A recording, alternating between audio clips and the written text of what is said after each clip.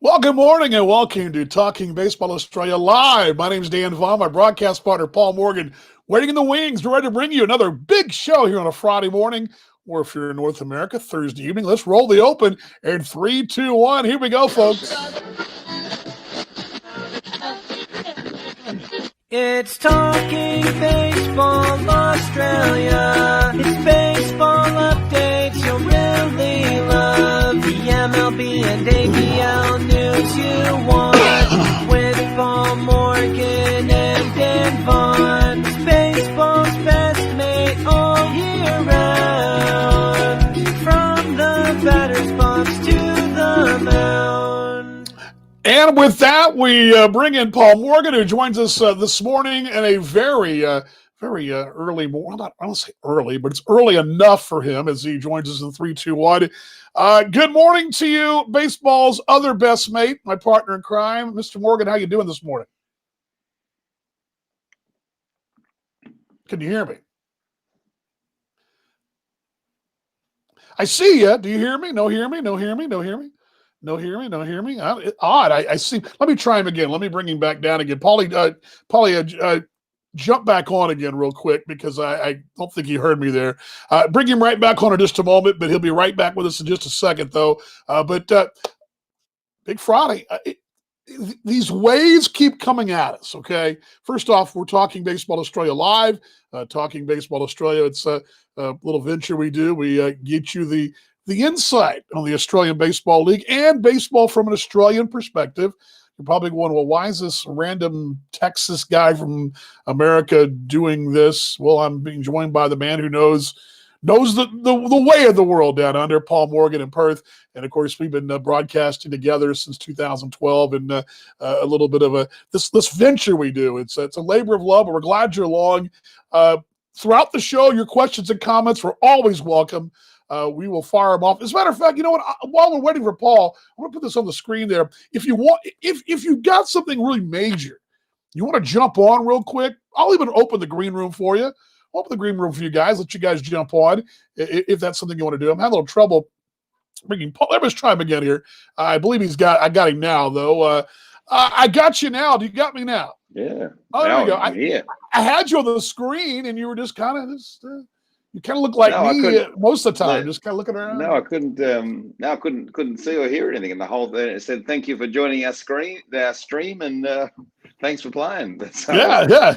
It's the joke's on you, I guess. It's I was like, oh, what? I said, I know I had nothing really interesting to say this week, but DV decided to cut me off before the show started. Yeah, it's like the old cartoon. Remember the old Bugs Bunny? He has the little jerk him off the stage. Or not jerk. He was always Daffy or whatever he pulled off the stage. Yeah. Anyway, quickly overview for you guys on the show. I mentioned you guys can join in if you want. I'll put that link up again in a moment. First off, the question for you guys, off the top, and you can go to the Australian Baseball League website and you can actually kind of follow along with who signed and who hasn't. But my question for you folks, the fans, the Australian baseball fan, which is a special breed, who's winning the hot stove? Who is winning the hot stove league? And you ask what the hot stove is. That is the off-season league that goes on every winter in the States when the major leaguers are getting signed and traded. Same thing in Australia. We do it in the Australian winter and the tail end of the winter now into the spring. The hot stove is still going. It's pretty busy. So who's winning? Who do you like right now? If we started the baseball tomorrow, who do you like? Who's the team that has the best roster on paper? Headlines as well. Aces. They're going to be my top pick, I think. They're busy again. Brisbane plans. Some indie news from the States and Liam being Liam. I guess that's kind of the headlines there. And all that. We're also going to chat a little bit quickly on scatter shooting with some plan A, perhaps plan B, and questions and comments throughout the show. One more time, I'm going to give you guys, if you, of course, fire off those questions, but if you do have something really hot, pressing, I'll let you on. I'll open the green room up for you if you really want to join in and you got something big to ask. So first off, I guess the thing is how you doing, mate? I didn't even ask you that. How you doing? Oh, no, all is well. It's blue skies, spring weather, and baseball around the corner. Registration days for the juniors and whatnot are happening at the moment, and So it's just springtime, and maybe we'll have baseball in the Australian Baseball League. Maybe we won't. No one really knows. Probably the interesting part from, and I guess all sports are going to be in the same part. So interestingly, this week over here, anyway, the National Basketball League announced that their season will start in the middle of January. So typically that season starts in October. So that'll start middle of January to give some of the athletes some of the time to get in the country. As we said off air, DV, there's a lot of Australians stranded around the world at the moment trying to get back home. So it's sort of, it does, the broader question, it does sort of, wonder, with the NBL starting middle of January, is the realistic ABL middle of December? You would think probably not. So I would imagine plan B, C, or D is in the wings, and will be with us soon, I would have thought. Anyway. Yeah, and we're going to dive into the second part of the show a little bit. What, if you missed it, Mark Reedy of the CEO of the Brisbane Bandits, phenomenal guy, big champion of our league, been around for a long time, pushing that Bandits franchise, and really does a phenomenal job at the top. There's some between the lines things that he said in a letter to the fans in Brizzy that I think that if you pulled them out, you can kind of maybe see what plan B perhaps might look like, or C or D. We'll get to that in a moment. I want to jump off with the headlines of the ABL. The Melbourne Aces, of course, we've not really talked enough about them, partner. Yeah. And I think that's unfair because we sort of mentioned in passing Alan D. San Miguel as the manager. We sort of mentioned this and that. And they signed this guy, that guy, but all this excitement in Auckland, all the excitement in well, you name the city, we've kind of forgotten to say, well, the defending champions are getting the band back together again, but also they added a huge piece, and I want to talk about that off the top here. Dominic Tomska is the I say right, Tomshay, if I can say it right. I should know this because I've only watched the guy play 1,000 friggin' times with the Sioux Falls Canaries, and joining them. He is their big free agent signing. Sioux Falls is playing in the American Association Finals tonight in the States. Game 5 tonight in Sioux Falls. They're down 3-1 in Milwaukee, but a young man that was the part of the all-star team over there with Sioux Falls, part of the league all-star team. A guy that this is a guy, and I'm gonna really jump on this signing because this is one of those signings that nobody really is probably quite tuned into because he's not really a guy you would have heard of. But I'm telling you right now, this is a huge deal. If you like the Nate Sampson signing, or you liked having Colin Willis, which we're going to talk about him in a moment, who came over as an import from Melbourne, this guy is a hitting machine. And this is one of those guys I think about. He reminds me a little bit of John Birdie that played over in Canberra a few years ago. This is that type of player. I don't know what you know much about him, but Melbourne just goes and just gets more depth, don't they, partner? What I find interesting about Melbourne, what they do so well, and we actually were having this conversation earlier in the week around the fact that, typically what they've done is they've had their Japanese players until December, January, and then they've decided to go slightly differently. So they've gone down the route of these association players. My question more for you, DV, is you look at Nate Sampson, you look at Colin Willis as well, and you look at the latest signing as well. Like, why do they do it differently? Like, obviously the defending champions, we know that the association independent ball is probably where you're going to get your most value for players. Like, how do they go about their recruiting better, and why are they doing it better? What you're seeing to a very, very degree, Luke Hughes and Alan D. San Miguel both being in the mix, I think that goes a long way. You got to remember, these are two guys, Luke, of course, the big leagues, and Alan has been a mainstay in North American baseball, of course, right now with the Royals taxi squad. Those two relationships are very important. Those two guys in the West, they were very big about getting, I can't tell you how many times we would talk about this on the air, but a player was recommended by Luke or by Alan D. San Miguel or Tim Kennelly for that matter. But you took two of those recruiters out, or Matt Kennelly, take two of them and move them to Melbourne. That's a huge thing right there, because I can tell you how many times I've talked to players and said, tell me about the ABL. and I might mention, well, the manager here is Alan San Miguel in Melbourne. They go, oh, I know him. I played with him, or I played against him, or isn't that where Luke Hughes is? These guys, and as I always say, baseball players talk. They're a close fraternity, and I think you're seeing a little of the culture change from what you saw in Perth 14, 15, 16. You're seeing that in Melbourne, and Melbourne's got a deep talent pool of Victoria. I mean, Victoria's local talent's very deep. I mean, outside of Liam Hendricks, you got Lewis Thorpe right there, a guy like that. I mean, I shouldn't say Lewis Thorpe. You've got guys like that, young, talented guys like that. You've got a deep talent pool. I think you put those two together, you're seeing Perth 2.0 in Victoria, I think. You are indeed. You got the old internet gremlins going on DV as well. Did I back out of it? Maddie Swain says, does Perth have any Americans coming this year? No. Do you want to take a stab at that one, partner? Well, the plan is they got the Tampa Bay guys coming in again. They've sort of made no secret about that the Tampa Bay affiliation will go ahead again. Outside of the Tampa Bay affiliates, we haven't heard of anyone from the Johnny Andersons and whatnot. We haven't heard any of those signings yet. Perth's been a little quiet on the signing front, but the plan is to have the Tampa Bay guys in. But of course, Stevie, that's very dependent on whether people can get in the country or not. But and I think, and that's going to be the biggest thing too. Is can they get in the country? That's going to be the biggest thing. Quickly, a couple things too. A good question though, Maddie. You're going to see Rays players, assuming they can get in the country.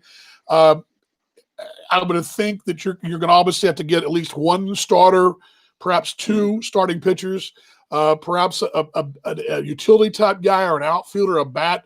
Perth likes to put together. We know Lachlan Dale well. Over the years, he's put together front-end starters from Indy or free agents, and then he's also put together usually one big bat at some point, can kind of throw in the mix there, and maybe a utility guy.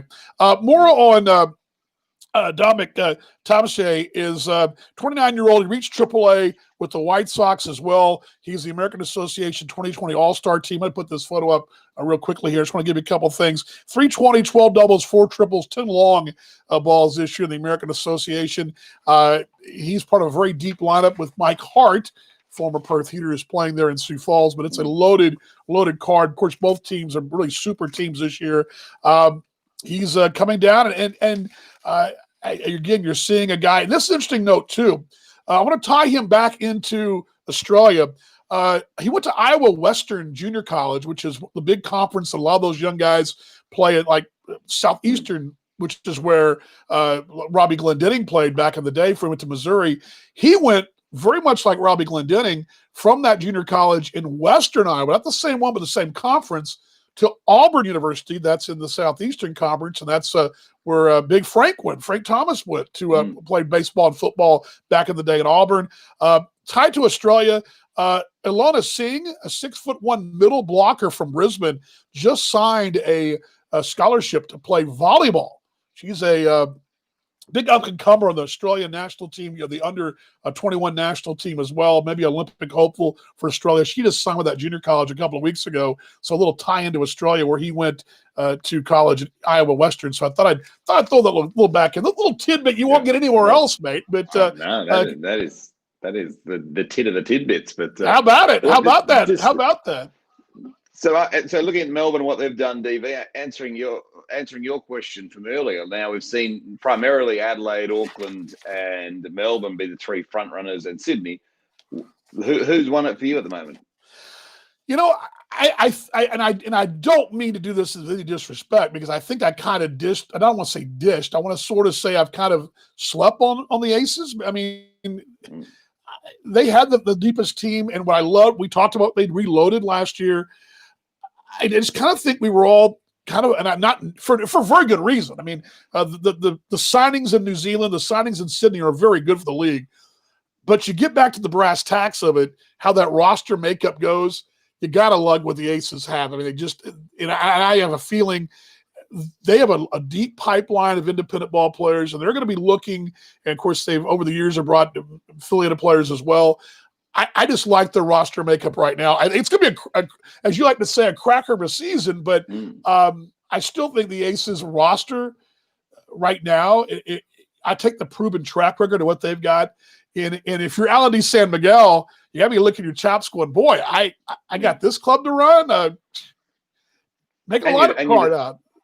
And you'd imagine that D-San would probably pick one or two of the guys he's spending his summer over there with at the moment in the Royals organization as well. So, which is nice. And, nice to see this guy back as well. Jared Cruz, re-signing with the Aces, 25-year-old. I've always liked this guy. He's one of those guys that goes about his business and just kind of, you don't really notice it until he's not in the lineup card. He's one of those kind of guys. I love this guy. I've always liked him. He is seventh in the Aces history with 144 games played, 210. But I think a lot of that's from early on in his career. Pretty consistent guy. Played a couple of years in the States with the Braves. Signed as an 18-year-old, one of those early young signees as well. But again, part of that deep Victorian, that pool that's very much like I said a moment ago, that Perth 2.0. I mean, it's you got to have a roster and you got to have complementary pieces. This guy's a complementary piece. He's not going to bat, the 3 or 4 hole, but it's a complementary piece, and you're getting the band back together again. Well, there's actually unfortunate timing last week, David. About 5 minutes after our show, they announced that Delmon Young was back. So yes, we did. We didn't get a chance to talk about Delmon, but I guess we could add that to it.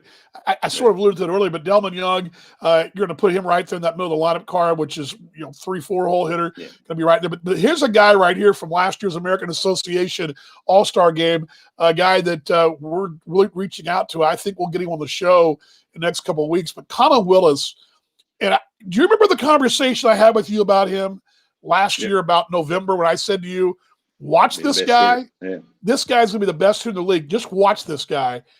And sure enough, this guy came out of nowhere for fans, but this guy is a go-getter. He's one of those guys, small college guy, went to Purdue, not Purdue in West Lafayette, Indiana, but Purdue in the Northwest Indiana, or out of Chicago area, small school. Battler, went to Gary South Shore, played a couple years there. Red Sox signed him. Didn't get a chance for MILB season, so he's got he's rested and ready to go. But this guy, you plugged him in the lineup card about midway through the season, playing every day. They couldn't be stopped by them in the card. I've not seen that new kit from the Railcats either. That was new Railcats kit. Yeah, good looking kit, wasn't it? Look at them trying. Yeah, look at them trying. They definitely are trying. I love those Railcat kits. They had the coolest uniforms in the ABL. But you get Delmon Young back, Connor Willis back. You add another guy in Tom Shea, and you've got you're getting the band back together again. And again, I think this is huge for this ball club. And I guess my other question is, how much will they rely on Japanese imports this year, and will they have to? Well, and it's possible that they have Lewis Thorpe throwing for them as well. Hasn't probably had as much time with the Twins that he would have liked, and it's possible that he comes down and throws for them as well. And sure. So I mean, I'm with you, DV. I think that they're a team, and even last year we slept on them a bit, and they sort of just rolled into January and just rolled everyone from January and just cleaned up everyone. And they're a very good ball club, very well run as well. Very, the owners are baseball people, big time baseball people as well. Very much committed to success, and Melbourne Aces went a long time without having that ultimate success. And I would think that they are definitely.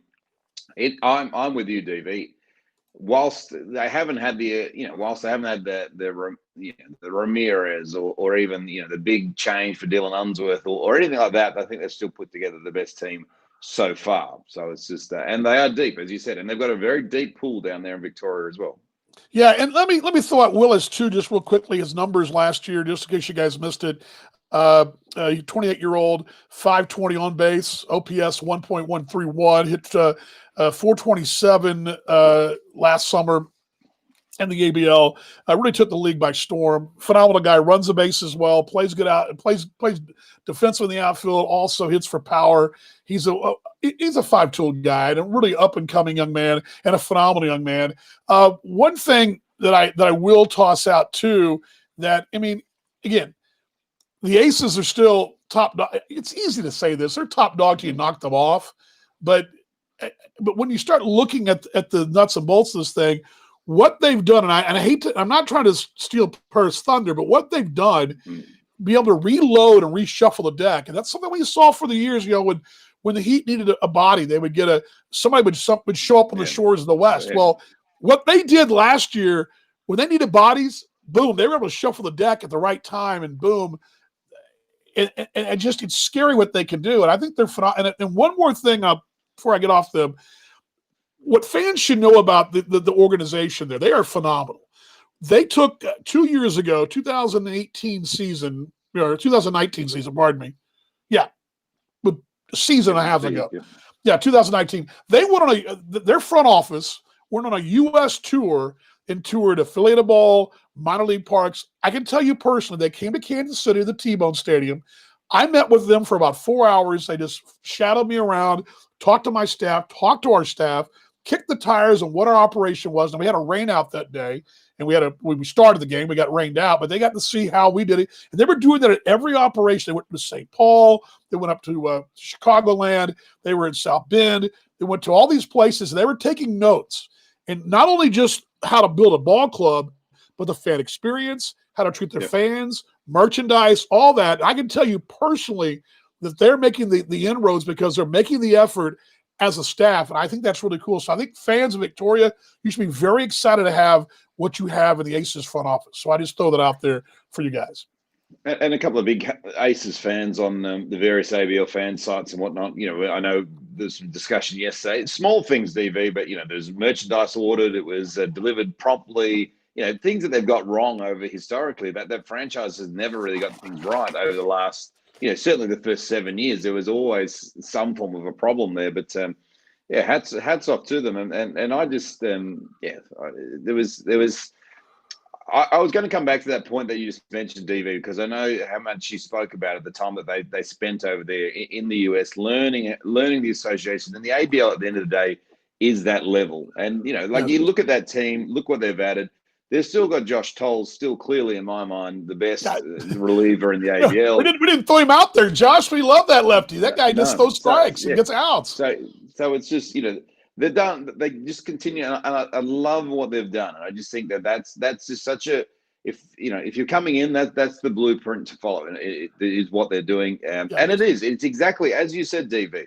If you rewind the clock back 5-6 years ago, and you look at Perth, and you start thinking of guys like Mike Ekstrom, Renee Tassoni, Brendan Tripp, these kind of guys that all come over that had played a bit. Tim Smith, these guys, like that had come around and they were dominant in the league. And all they're doing is taking what was successful, placing it in the current day format, proving it is still successful, and reaping their rewards.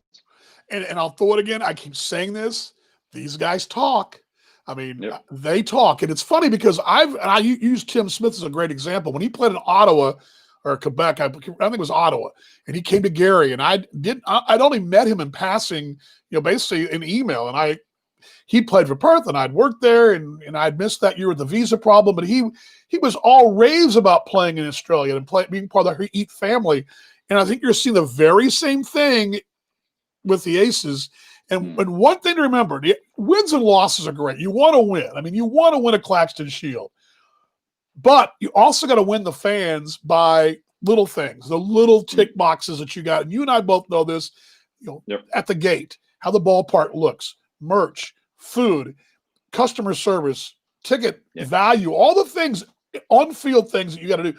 Those are all going to be done. They're ticking all those boxes, and they're not alone there. Other teams are doing it too. And I think you see passion throughout the league doing that, but you're seeing what the Aces are out in front. And I mentioned Mark Rady. We're going to talk about him in a moment. He also tick marks the boxes too. Yeah. But speaking of the Bandits, quickly here, I had forgotten this, but Mitch Nielsen is playing over in the Bundesliga, which actually played a 2020 season. They're still going, but he will be coming back to Brizzy and part of that deep Nielsen family. Boy, I was doing some reading about them a couple of days ago, and I mean, of course, his uncle and his dad. His uncle's a big leaguer. His dad was in the minor leagues. I mean, members of Team Australia, but This is a guy that you've got to have in your league, and a good signing for Brisbane. Having a guy like this, 29-year-old, 11th season. He's closing in, I believe, on the some pretty good numbers. 3 hits shy of the 20th player in the modern ABL with 200 hits. Of course, he played for the Tribe organization back in the day. Mitch Nielsen, they win Claxton Shields for guys like this.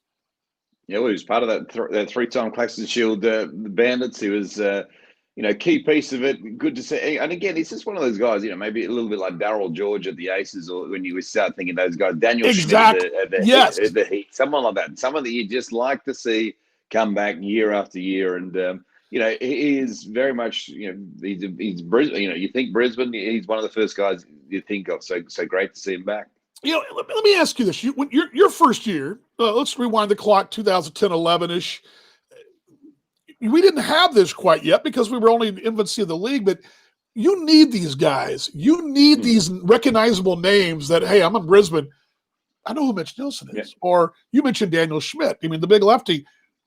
If you're a Heat baseball fan, you know that guy. You may not know him well, you probably didn't know him in Canberra. You know who Mitch Nielsen is in all these cities. You got to have those name recognition of those longtime Australian stars. That's got to be a huge deal to get the guys like this. We need more like this. I agree, and I think you got Canberra. Like, I think Perkins is your future there as well. Like, Perkins is well known, and Sydney had, like, especially in the early days when they had Trent Olchin and D'Antonio and these guys, they had a lot of recognizable names as well. Like, they're sort of reloading at the moment. And Steensel, of course, has gone to the Giants.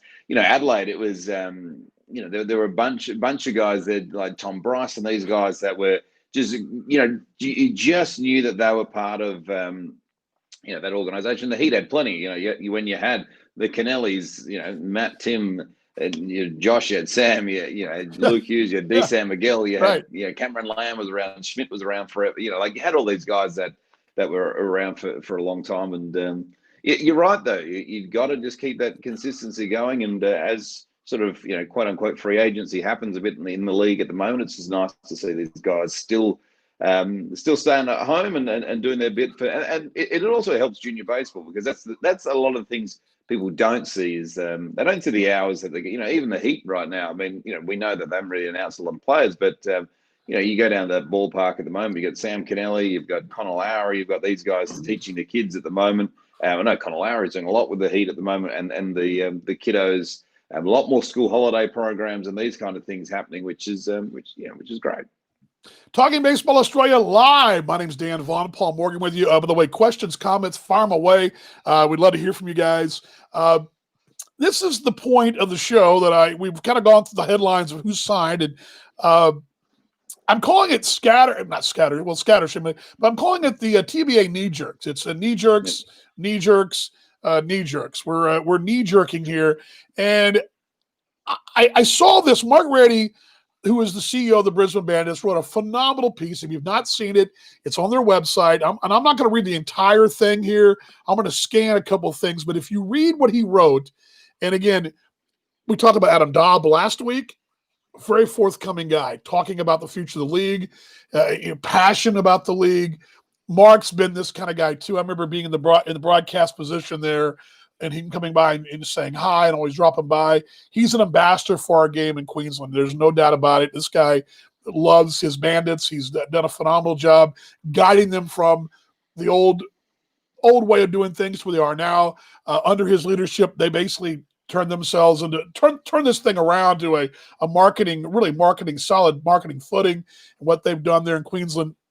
But he wrote a really good letter, I think, that you guys should see on the website. I'm just going to give you a couple of things, and I want to throw these points out to you. Let me pull this up here, but I'm going to read a couple of things to you from the letter. And these are he basically. I'm not going to read the whole thing because it's a pretty long, not a long piece, but I'm going to give you a couple of things. But basically, he's telling his fans, and these are basically telling fans, hey, here's what's going on.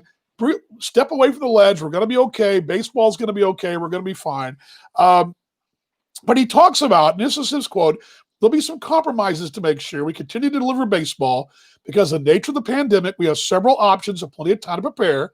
So from option A to K, we're everything covered and everything's contingency has been thought out.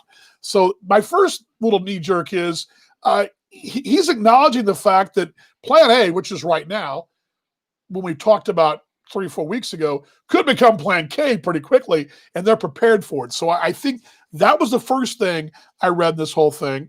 He also talks about baseball's changing. There's been a lot made about 7 innings versus 9 innings, things of that nature. And we talked about this, and he says, let me start by saying to traditionalist, baseball is an evolving game that maintains some traditions, but in no way a game that hasn't changed. In 140-odd seasons of baseball, it's changed each and every decade. He's right about that, and I more started thinking back about that interleague play, for example, the DH, no DH, the expansion. And then I realized in 2020, partner, nothing's off the table. So 7 versus 9, I may not like it. We've mentioned that.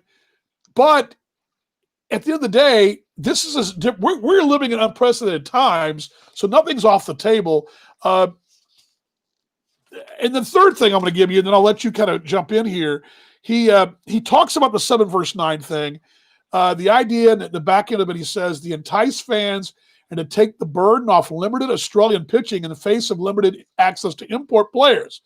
That tells me, partner, that not only is the 7 versus 9 inning thing important because of television, but there may be a chance that not a lot of imports get in. You need Aussie pitchers.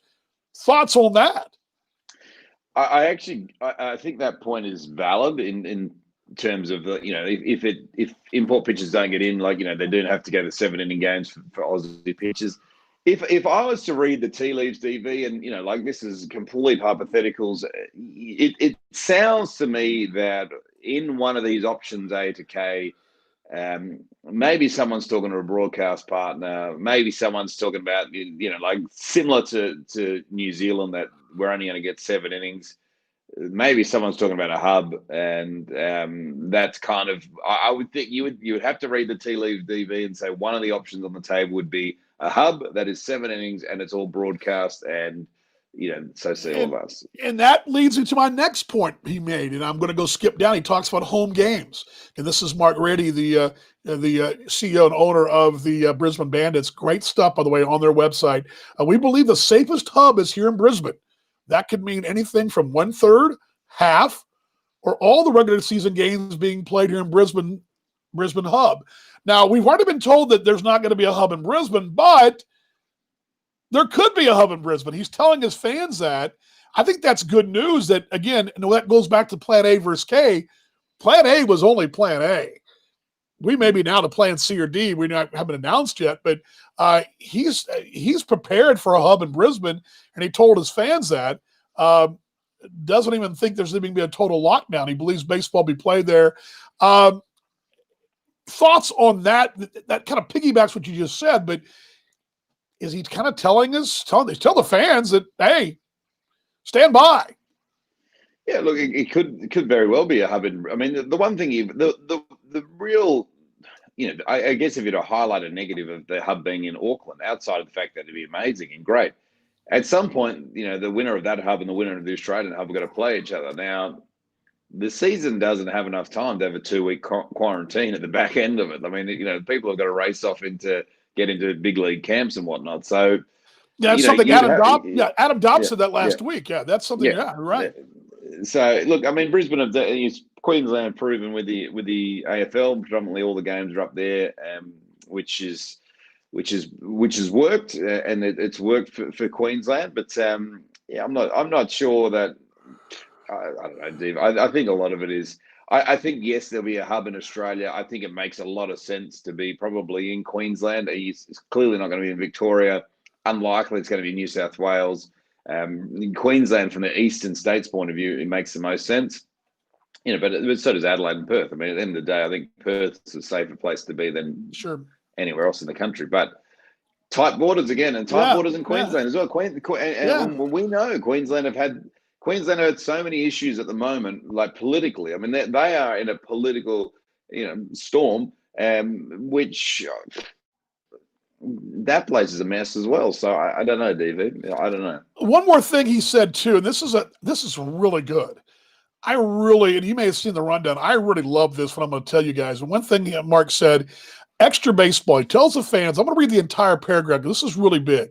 The Brisbane Bandits are dedicated to deepening the Queensland talent pool. To this end, we are forming the Bandits High Performance Squad, our futures, quote unquote. These are young guys aspiring to play on the Bandits' first 25 roster. This squad will be built as a team. Will compete in a 6 to 8 week competition against the very guys in the first 25 roster whose spots they're aspiring to. These games will be included in your Bandit season membership. I love this. I love this. We have the developmental squads every town does or every state does, but to put them in some kind of pseudo competition where you're playing for your job. I love that. I love this competition, and you're only going to. It's like you're only strong as your weakest link, and as your roster is strong at the bottom as is the top. And if you're pushing the competition up, if somebody's on your heels, you're going to play better, and the guy behind you is going to play better. I love this. I love this. Am I crazy? I'd love to see a national 23s. I'd love to see all teams have a national 23s competition as well, as a pathway program. Look, and I think it's been floated a little bit as well. Like, even if, I don't know, for example, if Perth don't play, what do you do? Do you put your top prospects into Heat uniforms and throw them into the state league competition? Maybe they're all, under 21, under 20 years old. Andy Kyle gets an opportunity to manage these guys coming forward. Probably makes a lot of sense if the season doesn't go ahead. But no, I think the more pathways, the more, and we've talked about it, we've talked about it many times in the broadcast, but if you take, we know Perth a little bit more than anywhere else, but if you look at Perth now, you look at Ulrich Bialski, you look at Jess Williams, look at these guys who are young. They actually grew up watching Tim Kennelly and these guys. So they're in that wave of ABL again. So I do love it. So. Question, Paul, sorry, partner. He says, hard to have local talent that work and live in Australia. Yeah, that's a challenge. And that's been the ultimate challenge. Yeah, that's the ultimate challenge. Yeah, and that's why a hub is highly unlikely to work, because it's, who is, outside of, if you're an affiliated ball player, like how are you going to make that work? I mean, I don't think, unless the broadcast model works and they get enough broadcast money that these guys can sort of, feasibly take time off work. But that is ultimately, like anything in life, it comes back to money, and that Paul's spot on. It's that's it even works a little bit for affiliated players, because only, your first round draft pick, let's say, who signed for, $2 million, whatever the bonus was, and that money in the bank, he might be able to come over. But you've got some guys who coach and teach and who do side jobs. Minor league pay, this just in, it ain't what it's supposed to be. People think minor league pay is big. Now these guys are making peanuts, and that's one of the things MILB's had a problem with in the United States with labor negotiations, things like that. There's no minor league player union, so a lot of these guys who are fringe prospects have to take jobs doing something else, and they just can't job it either. So it's a problem for both sides of the world. But yeah, I agree. There's no doubt, Paul, you're right on there. And this is a long-term goal for the league. You've got to make it viable. And we've said this 1,000 times. And I use Tim Kennelly as an example, and it's an easy one for me. But Tim Kennelly, his career right now is a firefighter, but he's one of the best players you produced on your domestic soil ever. And you need him for Olympics and for World Baseball Classic. You need a guy like that. But at what point is it going to be worthwhile for Tim to put his whole life and family on hold? Because you got to put, and I'm not speaking for him, I'm just saying in general, it could be anybody. You got to put money in the bank. You got to put food on the table. And if baseball doesn't provide that, how do you justify it? It's when I was reading about Dave Nielsen, his 2000 Olympic, the Olympic shot in Sydney, he turned down a chance for a free agent major league contract because, he'd already been paid the big bucks, but he was looking for one more big payday. He didn't take it. He went and played for his country. Now, those stories are not the norm. Those are usually the ones that stand out to you. Most guys, they're not doing that, and it's hard. So, at what point do we make it worth our while? That's the question. That's the long-term growth of the league. I think you and I both believe that. Yeah, 100%. And that goes back to the pathways. That's why Brisbane's doing the right thing with the pathways. But look, I think, and we both know it, I think, the ABL probably got caught. Well, it's not the ABL's fault, but the pandemic probably just didn't happen in the right, they weren't at that development phase where, the broadcast deal was in play. There was money coming in. It's still very much semi-professional. And, but any baseball's good baseball, DV, and I guess let me close two things here real quickly. He also said, Mark Reddy also said 50% increase in fans at 25% now, 50% down the road. I thought that was interesting that he feels confident in that. And here's one more thing too. Memberships may be bigger this year than ever. If you're a salesperson in Brisbane and I've seen Melbourne's already run specials, trying to get, some corporate things going, suites and things. If you're in the sales end of things, you're trying to sell sponsorships or memberships, it's never been a better situation, because if you're looking at 50% membership or 50% capacity and members get first priority and there are going to be limited single game tickets available, it is going to be very big for members. It'll be a members only situation, encouraging, if you're looking at 800 to 1,600 fans, being a member, this may be the biggest year to be a member for any team.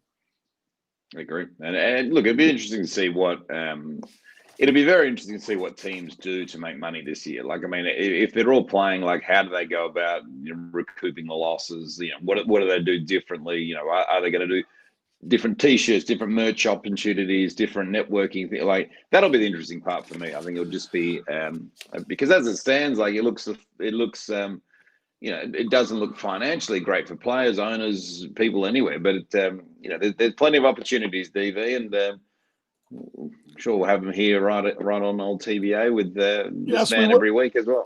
Yes, we will. Let's wrap things up here. Let's kind of go to the scatter sheet in the what we already did.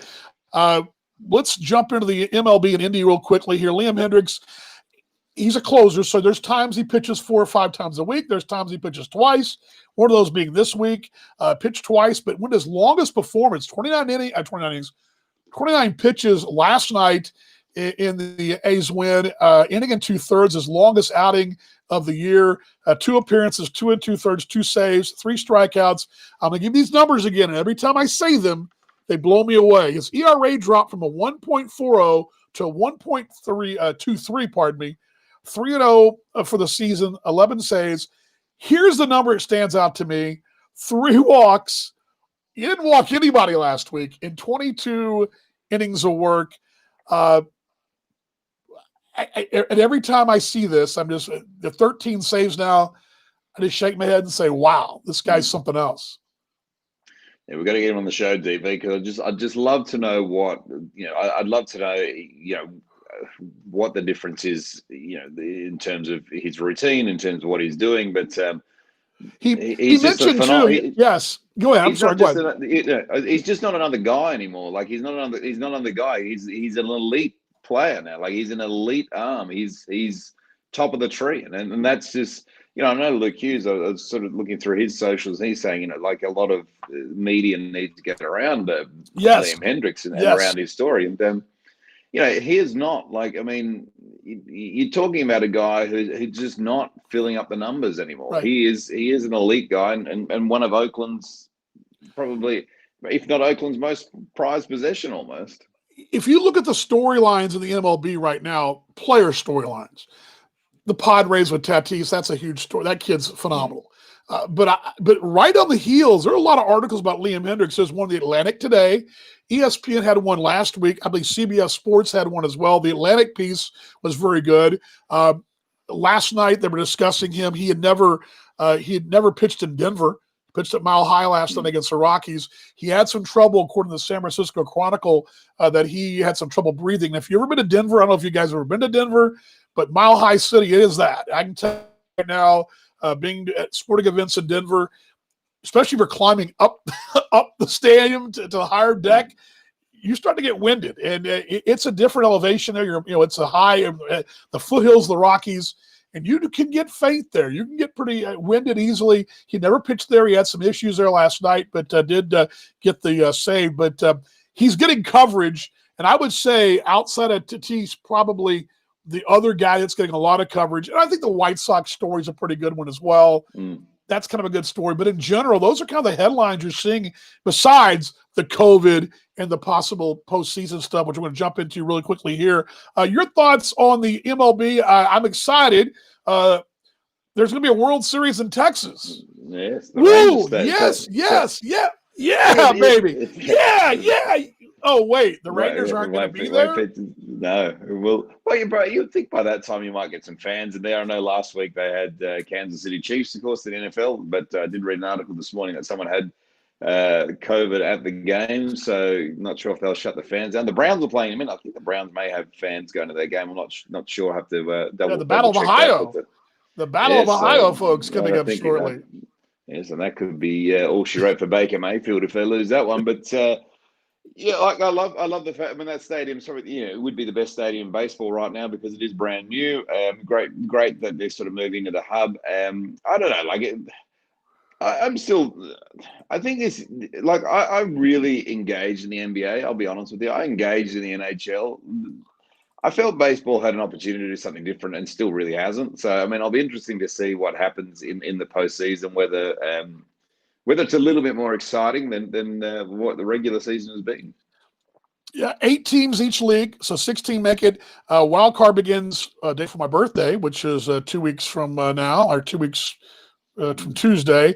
Then you got here's what it's going to break down. The World Series actually begins on the 20th of October. But here's your locations. LDS, Globe Life Field, and Minute Maid Park in Houston and in Texas. More on that in a moment. ALDS, Petco Park, beautiful place. And Dodger Stadium.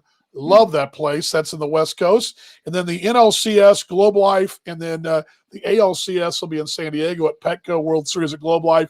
One thing to remember about this, too, if you're going to do a bubble and a hub, and assuming let's just say Chicago and the Dodgers, let's just say. Equidistant almost, and the Texas is smack down the middle. Chicago, it's easy to get to. You're not going to have any kind of crazy snow weather or anything like that. You got a roof, travel. You've got it all right there, so it's a good location to get to. But it definitely is a different year. It's also a different year too, and I didn't have any video on this, but last night the Cubs game with the Indians. Did you see this? The drone. We're living in a world of drones, partner. The drone interrupted the ball game. They had a drone delay, so we've had COVID delays and drone delays. Only 2020, mate.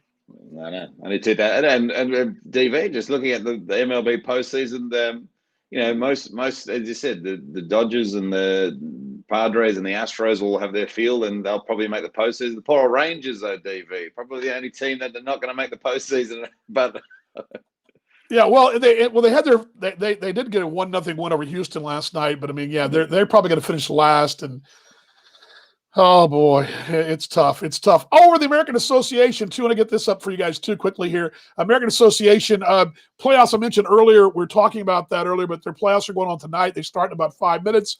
But a guy that a lot of ABL fans I know a little bit about had a very big year as well. The Adelaide Giants, Mikey Reynolds, named the Association 2020 All-Star Team. 30-year-old outfielder, spent most of the season with St. Paul at 332, 18 doubles, 4 triples, 7 home runs, 20 RBIs as well, 36 runs, 54 ball games. But congratulations to Mikey Reynolds, a name that a lot of folks know in Adelaide, but it's good to see a guy get that. The video's kind of freezing up, but whenever you got these independent guys, because again, what do I say, partner? These guys talk, and it's good to have a guy like Mikey Reynolds sharing the greatness of the Australian Baseball League. But Reynolds maybe that part of that All-Star team. Let's see if there's anybody else. Malcolm Krause, I mentioned this on Twitter this week. Chicago was named Co-Defensive Player of the Year. Of course, played all around the ABL as well. But very good to see that. So you see guys like that, and but always a plus when you've got MLB, and I'm sorry, ABL guys. I'm looking down the list here of other guys that may have made it. Yeah, at the moment, but at the moment, no one from the ABL on that all-league team, but just but again, Reynolds was the guy and had a very good year at the St. Paul Saints. Congratulations to Mikey Reynolds. And boy, I sort of think that that kind of wraps it up. What your final thoughts on the week that was here on Baseball's Best Mate, Talking Baseball Australia Live? Final thoughts for you as we roll into the weekend? No, I think it was probably more quite the stove wasn't quite as hot this week, but look, I'd imagine from what I'm hearing around the traps, there's a few meetings going on the next day or so, just in regards to Plan A to K. So I'd imagine next Friday's show, DV, will be an interesting one, and look forward to doing it again next week. Yes, we will. And we will be announcing a couple things. I've almost finished with all the tweaks on the website. That'll be up. You can follow us on Twitter, where it's the graphic will be at the end of the show at Paul Morgs, Morgs, and at Dan Vaughn Jr. And TBA Australia, or TB Australia is where our Twitter spot is. Of course, you're watching us live on Facebook, and we're glad you guys do. We get any breaking news, we give it to you. Upcoming, I've reached out to a couple of folks in no particular order, but we were looking to getting a couple of executives on from the league, a couple of imports, and a couple of Australians. We got a lot of things going on, a lot of moving parts, and we're kind of waiting around to get the other moving parts as well as we wait to see how things shape up. But partner, thank you very much as always, my friend, and I will see you next Friday, same time. Do you like this 7:00 start? By the way, it's a good time. 7 a.m. Can I tease something too? Is it okay if I kind of let the cat out of the bag that we might be doing some other sports talk? Is that possible? Is that yes? So maybe tease that. Yeah, we're going to broaden out a bit into as NFL rolls around, and and NBA, NHL, of course, your Dallas Stars in the Stanley Cup Finals, which is exciting for all the people in Dallas as well. So we'll talk a bit more about that. And I should have worn my Stars kit. It's in my closet. I should have it on. Yeah. Looks great, though. That the Stars could win the Stanley Cup. I mean, I think Tampa Bay will have something to say about it, but the Stars could win the Cup, folks. But it would be awesome. Yeah, and I will say this again, and this is not a hockey show, but is there anything better than playoff hockey? Is that the best playoff sport? I love it, and it's so annoying because I'm a Toronto Maple Leafs fan, and they always bow out early, and but oh boy, I was hot on that this year. Then the Leafs lost as per usual. Jumped on the Canadiens, the Montreal Canadiens for a while, my wife's team, but they lost as well. So anyway, it was. Well, I do it. What I'm trying to show you guys, we can actually chat about other. We love ABL, we love baseball, but I can't tell you how many conversations, and you and I text back and forth daily. And it's not about the ABL, it's about sport in general, and it's all about the Browns or Cowboys or the Browns come shortly. The Swans or St. Kilda or something. We're always doing something. So all good. But hey, partner, best to you, and we appreciate you letting go. And I'm going to say bye to everybody else as well. There he goes, Paul Morgan, joining us from the beautiful West. I say this to all my shows. I have a lot of shows. I do a happy hour show on my personal Facebook page. I say this every day, every time I do it on Monday, Wednesday, Friday. And I've been saying this to our T-Bone faithful. 2020 is a crazy, crazy year. I mean, it's the year. It's the Groundhog Day. It's March 1st all over again. It's a weird, weird year. And it doesn't matter where you live in the world, it's a weird year. It doesn't matter if you're in Australia, Texas, service of the sun, it's a weird year. And what I keep telling folks when I'm firing up those stations, I forgot you're like the Saints too. I'm suffering Swans right now, but they've been good to me over the years, so I shouldn't say it too bad. But what I keep telling folks is it's a weird time, weird years, weird times at all. And what we need more than anything else this day and age is lots of love. So I give you guys virtual hugs, empathy, care. We need more of that, more love. And let's be better tomorrow than we were today. Let's be better at everything, not just citizens of wherever we live, but human beings, fans, whatever it is we can be, because we need more love this day and age. So please be kind to each other. Let's try to just be better.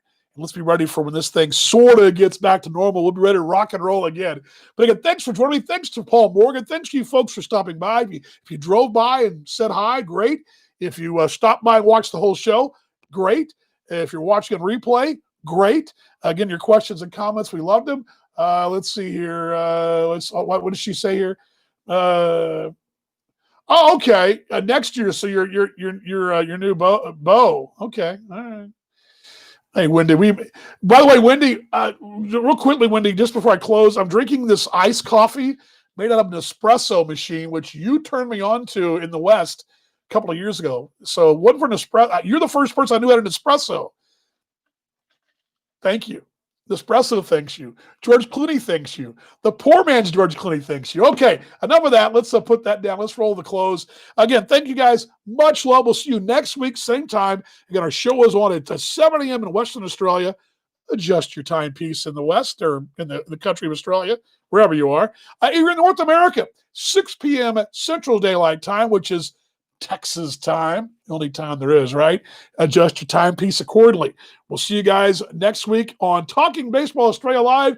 Baseball's best, mate. Let's close with the close. The best close in the game, right? Here we go.